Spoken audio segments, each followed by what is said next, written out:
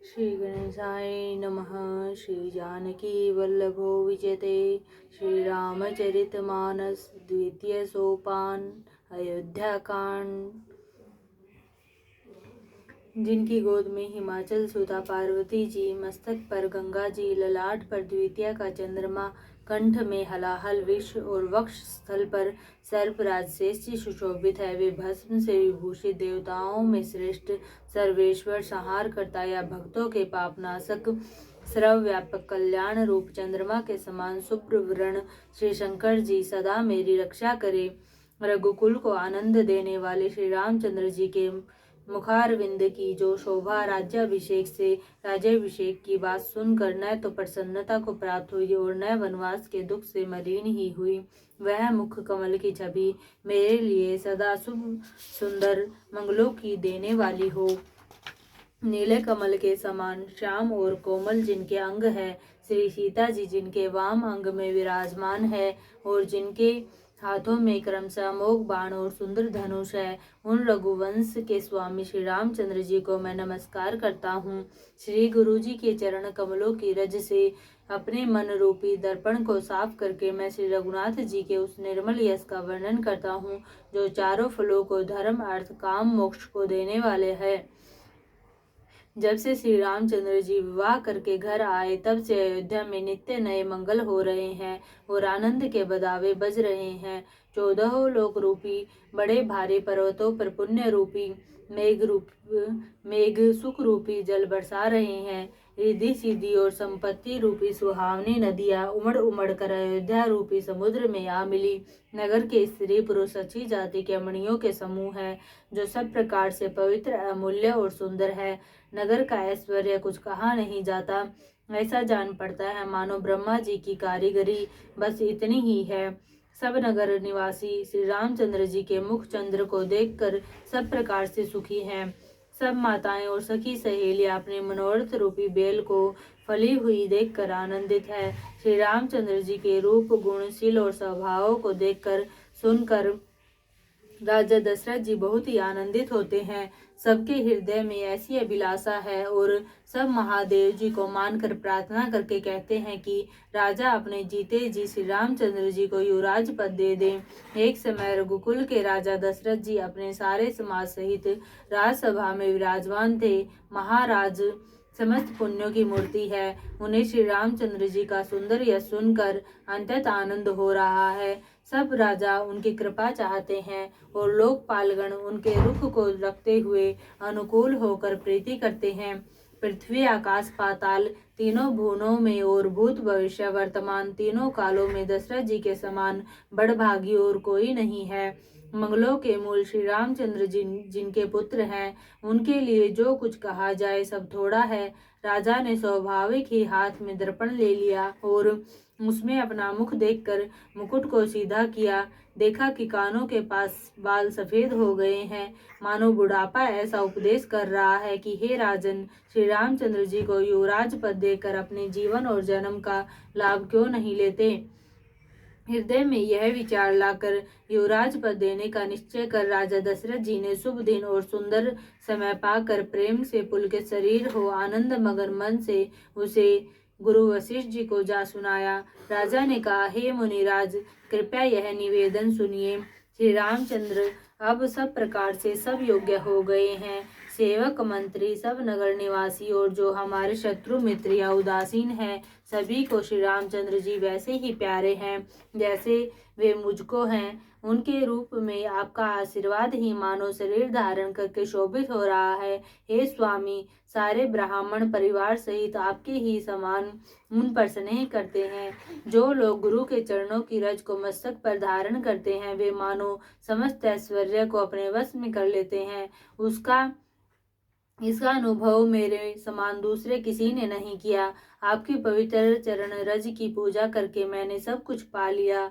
अब मेरे मन में एक ही अभिलाषा है, हे नाथ, वह भी आप ही के अनुग्रह से पूरी होगी। राजा का सहज प्रेम देखकर मुनि ने प्रसन्न होकर कहा, नरेश, आज्ञा दीजिए, कहिए क्या अभिलाषा है। हे राजन, आपका नाम और यश ही संपूर्ण मनचाही वस्तुओं को देने वाला है। हे राजाओं के मुकुटमणि, आपके मन की अभिलाषा फल का अनुगमन करती है, अर्थात आपकी इच्छा करने के पहले ही फल उत्पन्न हो जाता है। अपने जी में गुरु जी को सब प्रकार से प्रसन्न जानकर हर्षित होकर राजा कोमल वाणी से बोले, हे नाथ, श्री रामचंद्र जी को युवराज कीजिए, कृपा करके कहिए, आज्ञा दीजिए तो तैयारी की जाए। मेरे जीते जी यह आनंद उत्सव हो जाए, जिससे यह सब लोग अपने नेत्रों का लाभ प्राप्त करें। प्रभु, आपके प्रसाद से शिवजी ने सब कुछ निभा दिया, सब इच्छाएं पूर्ण कर दी। केवल यही एक लालसा मन में रह गई है। इस लालसा के पूर्ण हो जाने पर फिर सोच नहीं, शरीर रहे या चला जाए, जिससे मुझे पीछे पछतावा न हो। दशरथ जी के मंगल और आनंद के मूल सुंदर वचन सुनकर मुनि मन में बहुत प्रसन्न हुए।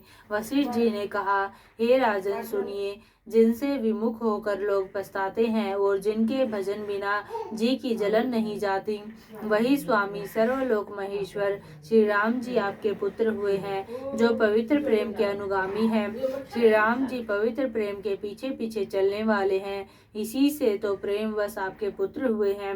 हे राजन, आप देर न कीजिए, शीघ्र सब सामान सजाइए। शुभ दिन और सुंदर मंगल तभी है जब श्री रामचंद्र जी युवराज हो जाएं, अर्थात उनके अभिषेक के लिए सभी दिन शुभ और मंगलमय हैं।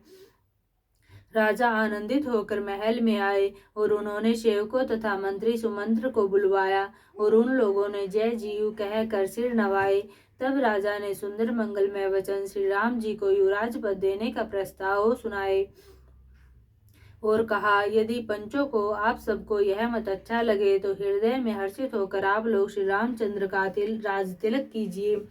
इस प्रिय वाणी को सुनते ही मंत्री ऐसे आनंदित हुए मानो उनके मनोरथ रूपी पौधे पर पानी पड़ गया हो। मंत्री हाथ जोड़कर विनती करते हैं कि हे जगतपति, आप करोड़ों वर्ष जिए, आपने जगत भर का मंगल करने वाला भला काम सोचा है। हे नाथ, शीघ्रता कीजिए, देर न लगाइए। मंत्रियों की सुंदर वाणी सुनकर राजा को ऐसा आनंद हुआ मानो बढ़ती हुई बेल सुंदर डाली का सहारा पा गई हो। राजा ने कहा, श्री रामचंद्र जी के राज्याभिषेक के लिए मुनिराज वशिष्ठ जी की जो जो आज्ञा हो आप लोग वही सब तुरंत करें। मुनिराज ने हर्षित होकर कोमल वाणी से कहा कि संपूर्ण श्रेष्ठ तीर्थों का जल ले आओ। फिर उन्होंने औषधि, मूल, फूल, फल और पत्र आदि अनेकों मांगलिक वस्तुओं के नाम गिनकर बताए। चंवर, मृगचर्म, बहुत प्रकार के वस्त्र, असंख्य जातियों के ऊनी और रेशमी कपड़े, नाना प्रकार की मणियां, रतन तथा और भी बहुत सी मंगल वस्तुएं जो जगत में राज्याभिषेक के योग्य होती है, सबको मंगाने की उन्होंने आज्ञा दी। मुनि ने वेदों में कहा हुआ सब विधान बताकर कहा, नगर में बहुत से मंडप, चंदोवे सजाओ, फलों समेत आम, सुपारी और केले के वृक्ष नगर की गलियों में चारों ओर रोप दो। सुंदर मणियों के मनोहर चौक पुरवाओ और बाजार को तुरंत सजाने के लिए कह दो। श्री गणेश जी गुरु और कुल देवता की पूजा करो और भूदेव ब्राह्मणों की सब प्रकार से सेवा करो। ध्वजा, पताका, तोरण, कलश, घोड़े, रथ और हाथी सबको सजाओ। मुनि श्रेष्ठ वशिष्ठ जी के वचनों को सिरोधार्य करके सब लोग अपने अपने काम में लग गए। मुनीश्वर ने जिसको जिस काम के लिए आज्ञा दी उसने वह काम इतनी शीघ्रता से कर डाला कि मानो पहले से ही कर रखा था। राजा, ब्राह्मण, साधु और देवताओं को पूज रहे हैं और श्री रामचंद्र जी के लिए सब मंगल कार्य कर रहे हैं। श्री रामचंद्र जी के राज्याभिषेक की सुहावनी खबर सुनते ही अवध भर में बड़ी धूम से बधावे बजने लगे। श्री रामचंद्र जी और सीता जी के शरीर में भी शुभ शकुन सूचित हुए। उनके सुंदर मंगल अंग फड़कने लगे। पुलकित होकर वे दोनों प्रेम सहित एक दूसरे से कहते हैं कि ये सब शकुन भरत के आने की सूचना देने वाले हैं। उनको मामा के घर गए बहुत दिन हो गए, बहुत ही अवसेर आ रही है, बार बार उनसे मिलने की मन में आती है। शकुनों से प्रिय भरत के मिलने का विश्वास होता है और भरत के समान जगत में हमें कौन प्यारा है। शकुन का बस यही फल है, दूसरा नहीं। श्री रामचंद्र जी को अपने भाई भरत का दिन रात ऐसा सोच रहता है मानो जैसा कछुए का हृदय अंडों में रहता है। इसी समय यह परम मंगल समाचार सुनकर सारा रनिवास हर्षित हो उठा, जैसे चंद्रमा को बढ़ते देखकर समुद्र में लहरों का विलास आनंद सुशोभित होता है। सबसे पहले रनिवास में जाकर जिन्होंने ये वचन समाचार सुनाए, उन्होंने बहुत से आभूषण और वस्त्र पाए। रानियों का शरीर प्रेम से पुलकित हो उठा और मन प्रेम में मगन हो गया। वे सब मंगल कलश सजाने लगी। सुमित्रा जी ने मणियों रत्नों के बहुत प्रकार के अंत सुंदर और मनोहर चौक पुरे। आनंद में मगन हुई श्री रामचंद्र जी की माता कौशल्या जी ने ब्राह्मणों को बुलाकर बहुत दान दिए। उन्होंने ग्राम देवियों, देवताओं और नागों की पूजा की और फिर बलि भेंट देने को कहा, अर्थात कार्य सिद्ध होने पर फिर पूजा करने की मनौती मानी और प्रार्थना की कि जिस प्रकार से श्री रामचंद्र जी का कल्याण हो, दया करके वही वरदान दीजिए। कोयल की सी मीठी वाणी वाली, चंद्रमा के समान मुख वाली और हिरण के बच्चे के से नेत्रों वाली स्त्रियां मंगल गान करने लगी।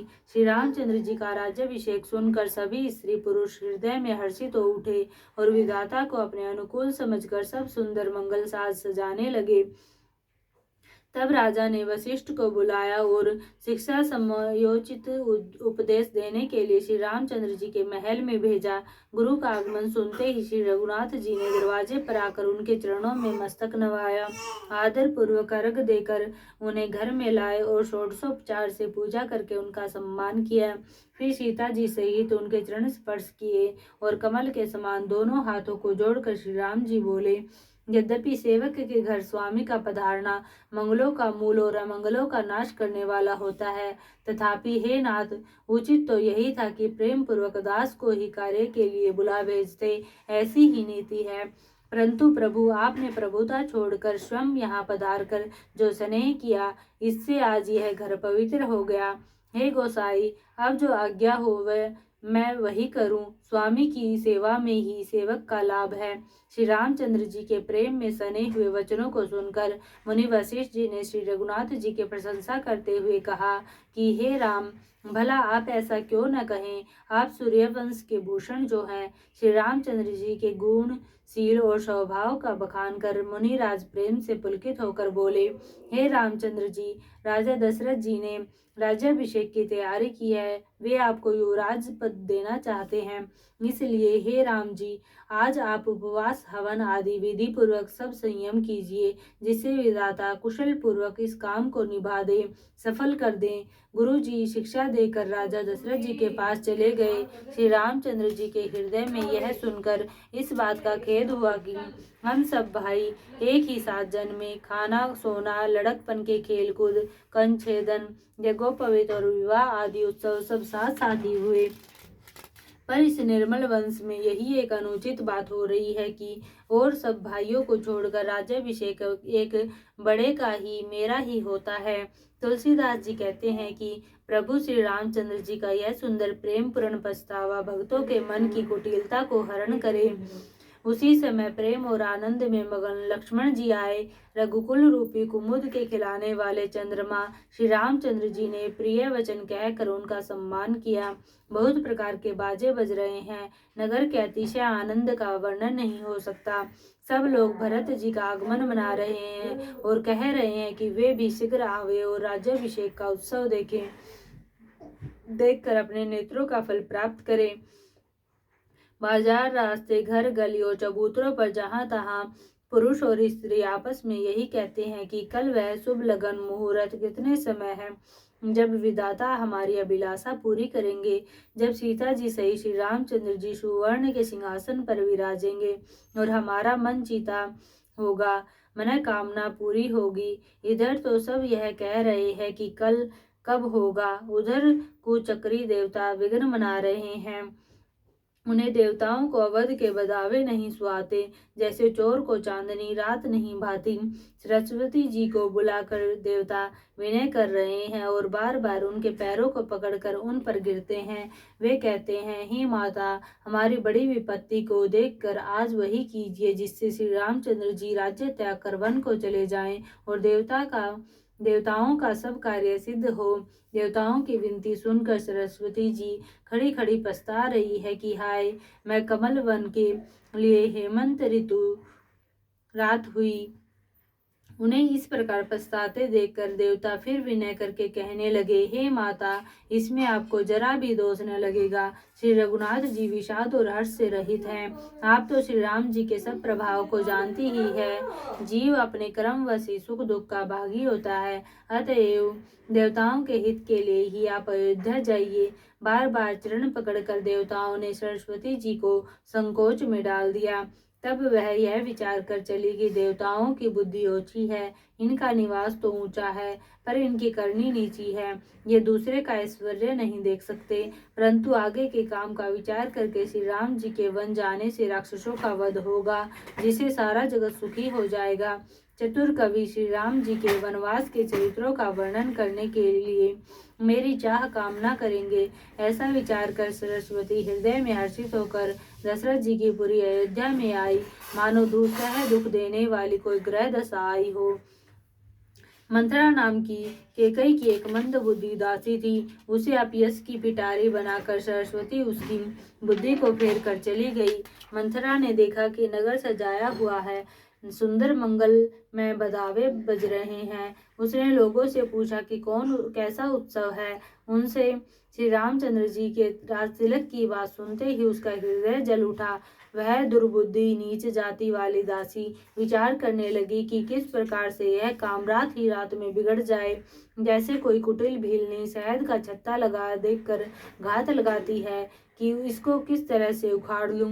वह उदास होकर भरत जी की माता केकई के पास गई। रानी केकई ने हंसकर कहा, तू उदास क्यों है? मंथरा कुछ उत्तर नहीं देती, केवल लंबी सांस ले रही है और त्रिया चित्र करके आंसू ढरका रही है।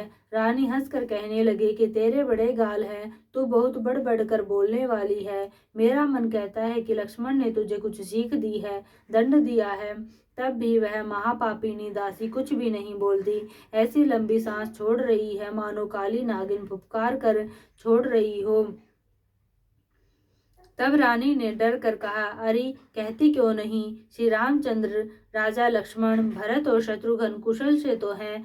यह सुनकर कुबरी मंथरा के हृदय में बड़ी ही पीड़ा हुई। वह कहने लगी, हे माई, हमें कोई क्यों सीख देगा और मैं किसका बल पाकर गाल करूंगी, बढ़ बढ़ कर बोलूंगी। रामचंद्र को छोड़कर आज और किसकी कुशल है जिन्हें राजा युवराज पद दे रहे हैं। आज कौशल्या को विधाता बहुत ही दाहिने अनुकूल हुए हैं। यह देखकर उनके हृदय में गर्व समाता नहीं। तुम स्वयं जाकर सब शोभा क्यों नहीं देख लेती, जिसे देखकर मेरे मन में क्षोभ हुआ है। तुम्हारा पुत्र परदेश में है, तुम्हें कुछ सोच नहीं। जानती हो कि स्वामी हमारे वश में है। तुम्हें तो तोषक पलंग पर पड़े पड़े नींद लेना ही बहुत प्यारा लगता है। राजा की कपट भरी चतुराई तुम्हें नहीं देखती। मंथरा के प्रिय वचन सुनकर किंतु उसको मन की मैली जानकर रानी झुककर डांट कर बोली, बस अब चुप रह घरफोड़ी कहीं की। जो फिर कभी ऐसा कहा तो तेरी जीभ पकड़कर निकलवा दूंगी। कानों, लंगड़ों और कुबड़ों को कुटिल और कुचाली जानना चाहिए, उनमें भी स्त्री और खासकर दासी। इतना कहकर भरत जी की माता केकई मुस्कुरा दी और फिर बोली, हे प्रिय वचन कहने वाली मंथरा, मैंने तुझको यह सीख दी है, शिक्षा के लिए इतनी बात कही है। मुझे तुझ पर सौपन में भी क्रोध नहीं है। सुंदर मंगलदायक शुभ दिन वही होगा जिस दिन तेरा कहना सत्य होगा, अर्थात श्री राम का राज्य तिलक होगा। बड़ा भाई स्वामी और छोटा भाई सेवक होता है, यह सूर्य वंश की सुहावनी रीति ही है। यदि सचमुच कल ही श्री राम का तिलक है तो हे सखी, तेरे मन को अच्छी लगे वही वस्तु मांग ले, मैं दूंगी। राम को सहज स्वभाव से सब माताएं कौशल्या के समान ही प्यारी है। मुझ पर तो वे विशेष प्रेम करते हैं। मैंने उनकी प्रीति की परीक्षा करके देख ली है। जो विधाता कृपा करके जन्म दे तो यह भी दे कि श्री रामचंद्र पुत्र और सीता बहू हो। श्री राम मुझे प्राणों से भी अधिक प्रिय है। उनके तिलक की बात सुनकर तुझे शोभ कैसा? तुझे भरत की सौगंध है, छल कपट छोड़कर सच सच कह, तू हर्ष के समय विषाद कर रही है, मुझे इसका कारण सुना। मंथरा ने कहा, सारी आशाएं तो एक ही बार कहने में पूरी हो गई, अब तो दूसरी जीभ लगाकर कुछ कहूंगी। मेरा अभागा कपाल तो फोड़ने ही योग्य है। जो अच्छी बात कहने पर भी आपको दुख होता है, जो झूठी सच्ची बातें बनाकर कहते हैं, हे माई, वे ही तुम्हें प्रिय है और मैं कड़वी लगती हूँ। अब मैं भी ठकुर सुहाती मुंह देखी कहा करूंगी, नहीं तो दिन रात चुप रहूंगी। विधाता ने कुरूप बनाकर मुझे परवश कर दिया, दूसरे को क्या दोष। जो बोया सो काटती हूँ, दिया सो पाती हूँ। कोई भी राजा हो, हमारी क्या हानि। दासी छोड़कर क्या अब मैं रानी होऊंगी, अर्थात रानी तो होने से रही। हमारा स्वभाव तो जलाने ही योग्य है, क्योंकि तुम्हारा अहित मुझसे देखा नहीं जाता, इसलिए कुछ बात चलाई थी। किंतु हे देवी, हमारी बड़ी भूल हुई, क्षमा करो। आधार रहित अस्थिर बुद्धि की स्त्री देवताओं की माया के वश में होने के कारण रहस्य युक्त कपट भरे प्रिय वचनों को सुनकर रानी केकई ने बैरिन मंथरा को अपनी सुहृद अहेतुक हित करने वाली जानकर उसका विश्वास कर लिया। बार बार रानी उससे आदर के साथ पूछ रही है, मानो भीलनी के गान से हिरणी मोहित हो गई हो। जैसी भावी होनहार है, वैसी ही बुद्धि भी फिर गई। दासी अपना दांव लगा जानकर हर्षित हुई। तुम पूछती हो, किंतु मैं कहते डरती हूँ, क्योंकि तुमने पहले ही मेरा नाम घरफोड़ी रख दिया है। बहुत तरह से गढ़ झोल कर खूब विश्वास जमाकर तब वह अयोध्या की 7.5 शनि की 7.5 वर्ष की दशा रूपी मंथरा बोली, हे रानी, तुमने जो कहा कि मुझे सीताराम प्रिय है और राम को तुम प्रिय हो, सो यह बात सच्ची है, परंतु यह बात पहले थी। वे दिन अब बीत गए। समय फिर जाने पर मित्र भी शत्रु हो जाते हैं। सूर्य कमल के कुल का पालन करने वाला है, पर बिना जल के वही सूर्य उनको कमलों को जलाकर भस्म कर देता है। सोत कौशल्या तुम्हारी जड़ उखाड़ना चाहती है, अतः उपाय रूपी श्रेष्ठ बाण घेरा लगाकर उसे ढूंढ दो, सुरक्षित कर दो। तुमको अपने सुहाग के झूठे बल पर कुछ भी सोच नहीं है। राजा को अपने वश में जानती हो, किंतु राजा मन के मैले और मुंह के मीठे हैं, और आपका सीधा स्वभाव है, आप कपट चतुराई जानती ही नहीं। राम की माता कौशल्या बड़ी चतुर और गंभीर है, उसकी था कोई नहीं पाता। उसने मौका पाकर अपनी बात बना ली। राजा ने जो भरत को ननिहाल भेज दिया, उसमें आप बस राम की माता की ही सलाह समझिए। कौशल्या समझती है कि और सब सोते तो मेरी अच्छी तरह सेवा करती है, एक भरत की माँ पति के बल पर गर्वित रहती है। इसी से हे माई, कौशल्या को तुम बहुत ही साल खटक रही हो, किंतु वह कपट करने में चतुर है, अतः उसके हृदय का भाव जानने में नहीं आता, वह उसे चतुरता से छिपाए रखती है। राजा का तुम पर विशेष प्रेम है। कौशल्या सोत के स्वभाव से उसे देख नहीं सकती, इसलिए उसने जाल रचकर राजा को अपने वश में करके भरत के अनुपस्थिति में राम के राज तिलक के लिए लगन निश्चय करा लिया।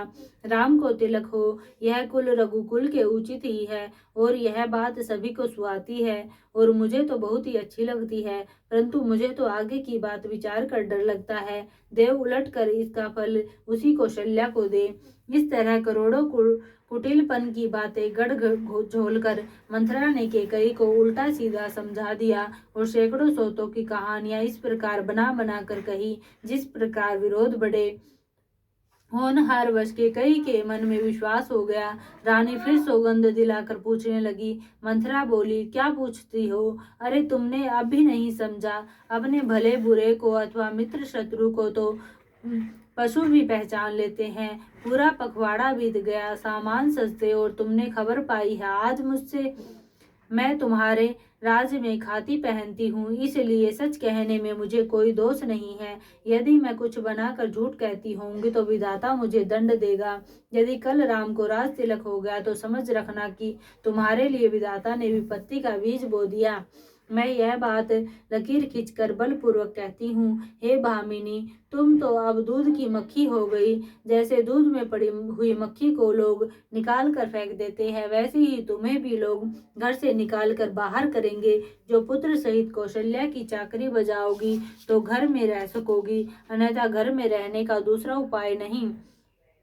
कद्रू ने विंता को दुख दिया था, तुम्हें कौशल्या देगी, भरत कारागार का सेवन करेंगे, जेल की हवा खाएंगे और लक्ष्मण राम के नायब सहकारी होंगे।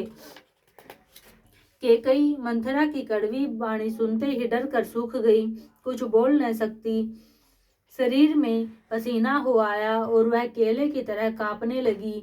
तब कुबरी मंथरा ने अपनी जीभ दांतों तले दबाई। उसे भय हुआ कि कहीं भविष्य का अंतर डरावना चित्र सुनकर केकई के हृदय की गति न रुक जाए, जिससे उल्टा सारा काम ही बिगड़ जाए। फिर कपट की करोड़ों कहानियां कह कहकर उसने रानी को खूब समझाया कि धीरज रखो। केकई का भाग्य पलट गया। उसे कुचाल प्यारी लगी। वह बगुली को हंसनी मानकर, वैरेन को हित मानकर उसकी सराहना करने लगी। केकई ने कहा, मंथरा सुन, तेरी बात सत्य है। मेरी दाहिनी आंख नित्य फड़का करती है। मैं प्रतिदिन रात को बुरे सपने देखती हूँ, किंतु अपने अज्ञान वस्तु से कहती नहीं। सखी, क्या करूं? मेरा तो सीधा स्वभाव है। मैं दाया बाया कुछ भी नहीं जानती। अपने चलते जहां तक मेरा बस चला, मैंने आज तक कभी किसी का बुरा नहीं किया। फिर न जाने किस पाप से देव ने मुझे एक सी साथ यह दूसरा दुख दिया। मैं भले ही नहर जाकर वही जीवन बिता दूंगी, पर जीते जी सौत की चाकरी नहीं करूंगी। देव जिसको शत्रु के वश में रखकर जिलाता है, उसके लिए तो जीने की अपेक्षा मरना ही अच्छा है। रानी ने बहुत प्रकार के दीन वचन कहे। उन्हें सुनकर कुबरी ने त्रिया चरित्र फैलाया। वह बोली, तुम मन में गलानी मानकर ऐसा क्यों कह रही हो? तुम्हारा सुख सुहाग दिन दिन दूना होगा। जिसने तुम्हारी बुराई चाही है, वही परिणाम में यह बुराई रूप फल पाएगी। हे स्वामिनी, मैंने जब से यह कुमत सुना है, तब से मुझे न तो दिन में कुछ भूख लगती है और न रात में नींद ही आती है। मैंने ज्योतिषियों से पूछा तो उन्होंने रेखा खींचकर, गणित करके अथवा निश्चय पूर्वक कहा कि भरत राजा होंगे। यह सत्य बात है। हे भामिनी, तुम करो तो उपाय मैं बताऊं। राजा तुम्हारी सेवा के वश में है ही। केकई ने कहा, मैं तेरे कहने से कुएं में गिर सकती हूँ, पुत्र और पति को बिछोड़ सकती हूँ। जब तू मेरा बड़ा भारी दुख देखकर कुछ कहती है, तो भला मैं अपने हित के लिए उसे क्यों न करूंगी।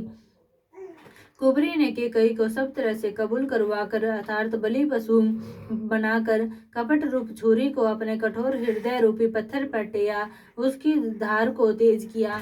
रानी केकई अपने निकट के शीघ्र आने वाले दुख को कैसे नहीं देखती।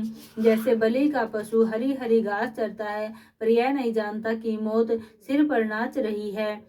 मंथरा की बातें सुनने में तो कोमल है, पर परिणाम में कठोर भयानक है, मानो वह शहद में घोल कर जहर पिला रही हो। दासी कहती है, हे स्वामिनी, तुमने मुझको ये एक कथा कही थी, उसकी याद है कि नहीं? तुम्हारे 2 वरदान राजा के पास धरोहर है। आज उन्हें राजा से मांगकर अपनी छाती ठंडी करो। पुत्र को राज्य और राम को वनवास दो, और सौत का सारा आनंद तुम ले लो। जब राजा राम की सौगंध खा ले, तब वर मांगना, जिससे वचन न टलने पावे। आज की रात बीत गई तो काम बिगड़ जाएगा। मेरी बात को हृदय से प्रिय या प्राणों से भी प्यारी समझना। पापिनी मंथरा ने बड़ी बुरी घात लगाकर कहा, कोप भवन में जाओ, सब काम बड़ी सावधानी से बनाना, राजा पर सहसा विश्वास न कर लेना, उनकी बातों में न आ जाना। कुंवरी को रानी ने प्राणों के समान प्रिय समझकर बार बार उसकी बड़ी बुद्धि का बखान किया और बोली, संसार में मेरा तेरे समान हितकारी और कोई नहीं। तुम मुझ बही जाती हुई के लिए सहारा हुई है। यदि विधाता कल मेरा मनोरथ पूरा कर दे, तो हे सखी, मैं तुझे आंखों की पुतली बना लूं। इस प्रकार दासी को बहुत तरह से आदर देकर के कई कोप भवन में चली गई। विपत्ति कलह बीज है, दासी वर्षा ऋतु है। केकई की कुबुद्धि उस बीज के बोने के लिए जमीन हो गई। उसमें कपट रूपी जल पाकर अंकुर फूट निकला। दोनों वरदान उस अंकुर के 2 पत्ते हैं, और अंत में इसके दुख रूपी फल होगा। केकई कोप का सब साज सजकर कोप भवन में जा सोई। राज्य करती हुई वह अपनी दुष्ट बुद्धि से नष्ट हो गई। राजमहल और नगर में धूमधाम मच रही है। इस कुचाल को कोई कुछ नहीं जानता। बड़े ही आनंदित होकर नगर के सब स्त्री पुरुष शुभ मंगलाचार के साथ सज रहे हैं। कोई भीतर जाता है, कोई बाहर निकलता है। राजद्वार में बड़ी भीड़ हो रही है। श्री रामचंद्र जी के बाल सखा राज तिलक का समाचार सुनकर हृदय में हर्षित होते हैं। वे 10-5 मिलकर श्री रामचंद्र जी के पास जाते हैं। प्रेम पहचान कर प्रभु श्री रामचंद्र जी उनका आदर करते हैं और कोमल वाणी से कुशल क्षेम पूछते हैं। अपने प्रिय सखा श्री रामचंद्र जी की आज्ञा पाकर वे आपस में एक दूसरे से श्री रामचंद्र जी की बड़ाई करते हुए घर लौटते हैं और कहते हैं, संसार में श्री रघुनाथ जी के समान शील और स्नेह को निभाने वाला कौन है। भगवान हमें यही दे कि हम अपने क्रमवश भ्रमते हुए जिस जिस योनि में जन्मे वहाँ उस योनि में हम तो सेवक हो और सीतापति श्री रामचंद्र जी हमारे स्वामी हो और यह नाता अंत तक निभ जाए। नगर में सबकी ऐसी ही अभिलाषा है, परंतु केकई के हृदय में बड़ी जलन हो रही है। कुसंगति पाकर कौन नष्ट नहीं होता। नीच के मत के अनुसार चलने से चतुराई नहीं रह जाती। संध्या के समय राजा दशरथ आनंद के साथ केकई के महल गए, मानो साक्षात स्नेह ही शरीर धारण कर निष्ठुरता के पास गया हो। कोप भवन का नाम सुनकर राजा सहम गए। डर के मारे उनका पांव आगे को नहीं बढ़ पड़ता।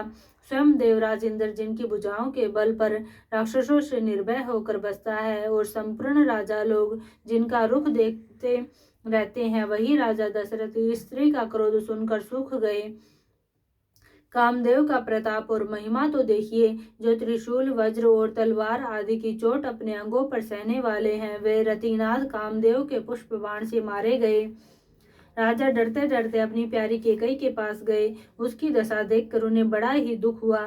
केकई जमीन पर पड़ी है, पुराना मोटा कपड़ा पहने हुए है, शरीर के नाना आभूषणों को उतार कर फेंक दिया है। उस दुर्बुद्धि केकई को यह कुवेश्ता बुरा वेश कैसी फब रही है, मानो भावी विधवापन की सूचना दे रही हो। राजा उसके पास जाकर कोमल वाणी से बोले, हे प्राण प्रिय, किस लिए रिसाई रूठी हो। हे रानी, किस लिए रूठी हो। यह कहकर राजा उसे हाथ से स्पर्श करते हैं तो वह उनके हाथ को झटक कर हटा देती है और ऐसे देखती है मानो क्रोध में भरी हुई नागिन क्रूर दृष्टि से देख रही हो। दोनों वरदानों की वासनाएं उस नागिन की 2 जीभें हैं और दोनों वरदान दांत है। वह काटने के लिए मर्म स्थान देख रही है। तुलसीदास जी कहते हैं कि राजा दशरथ होनहार के वश में होकर इसे इस प्रकार हाथ झटकने और नागिन की भांति देखने को कामदेव की क्रीड़ा ही समझ रहे हैं। राजा बार बार कह रहे हैं, हे सुमुखी, हे सुलोचनी, हे कोकिलबयनी, हे गजगामिनी, मुझे अपने क्रोध का कारण तो सुना। हे प्रिय, किसने तेरा अनिष्ट किया, किसके 2 सिर हैं। यमराज किसको लेना अपने लोक को ले जाना चाहते हैं। कह, किस कंगाल को राजा कर दूं या किस राजा को देश से निकाल दूं। तेरा शत्रु अमर देवता भी हो तो मैं उसे भी मार सकता हूँ। बेचारे कीड़े मकोड़े सरीखे नर नारी तो चीज ही क्या है। हे सुंदरी, तू तो मेरा स्वभाव जानती ही है कि मेरा मन सदा तेरे मुख रूपी चंद्रमा का चकोर है। हे प्रिय, मेरी प्रजा, कुटुंबी, सर्वस्व संपत्ति, पुत्र, यहाँ तक कि मेरे प्राण भी, ये सब तेरे वश में अधीन है। यदि मैं तुझसे कुछ कपट करके कहता हूँ तो हे भामिनी, मुझे 100 बार राम की सौगंध है। तू हंसकर प्रसन्नता पूर्वक अपनी मन चाही बात मांग ले और अपने ही मनोहर अंगों को आभूषणों से सजा। मौका बेमौका तो मन में विचार कर देख। हे प्रिय, जल्दी इस बुरे वेश को त्याग दे। यह सुनकर और मन में राम जी की बड़ी सौगंध को विचार कर मंद बुद्धि के कई हंसती हुई उठी और गहने पहनने लगी, मानो कोई भीलनी मृग को देखकर फंदा तैयार कर रही हो। अपने जी में के कई को सुहृद जानकर राजा दशरथ जी प्रेम से पुलकित होकर कोमल और सुंदर वाणी से फिर बोले, हे भामिनी, तेरा मन चिता हो गया। नगर में घर घर आनंद के बधावे बज रहे हैं। मैं कल ही राम को युवराज पद दे रहा हूँ, इसलिए हे सुनैनी, तो मंगल साज सज। यह सुनते ही उसका कठोर हृदय दलक उठा, फटने लगा, मानो पका हुआ बाल तोड़ फोड़ा छू गया हो। ऐसी भारी पीड़ा को भी उसने हंसकर छिपा लिया, जैसे चोर की स्त्री प्रकट होकर नहीं रोती जिसमें उसका भेद न खुल जाए। राजा को उसकी कपट चतुराई को नहीं लख रहे हैं, क्योंकि वह करोड़ों कुटिलों की शिरोमणि गुरु मंथरा की पढ़ाई हुई है। यद्यपि राजा नीति में निपुण है, परंतु त्रिया अथाह समुद्र है। फिर वह कपट युक्त प्रेम बढ़ाकर ऊपर से प्रेम दिखाकर नेत्र और मुंह मोड़कर हंसती हुई बोली, हे प्रियतम, आप मांग मांग तो कहा करते हैं, पर देते लेते कभी कुछ भी नहीं। आपने 2 वरदान देने को कहा था, उनके भी मिलने में संदेह है। राजा ने हंसकर कहा कि अब मैं तुम्हारा मर्म मतलब समझा।